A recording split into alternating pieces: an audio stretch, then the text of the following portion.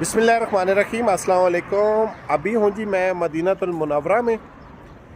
तो आज मैं आपको बताता हूँ कि मदीना के जो कुछ ज़ियारतें हैं, आई थिंक 20-25 ज़ियारतें हैं, तो इंशाल्लाह वो सब बताऊँगा। सबको मेरी तरफ से ईद मुबारक। मेरा ये पहला व्लॉग है और चलते हैं। मैं आपको आज जिस जगह की ज़ियारत करवा रहा हूँ उसको बोलते हैं बीर अल फ़कीर।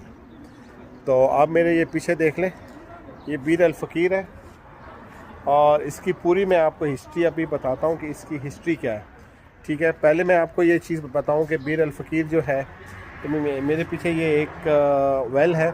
इसको मंसूब किया जाता है नबी करीम सल्लल्लाहु अलैहि वसल्लम से, क्योंकि ये जिस बंदी की मलकियत थी उसका नाम था फ़कीर, तो इसलिए उसका नाम बीर अल फ़कीर रखा गया है।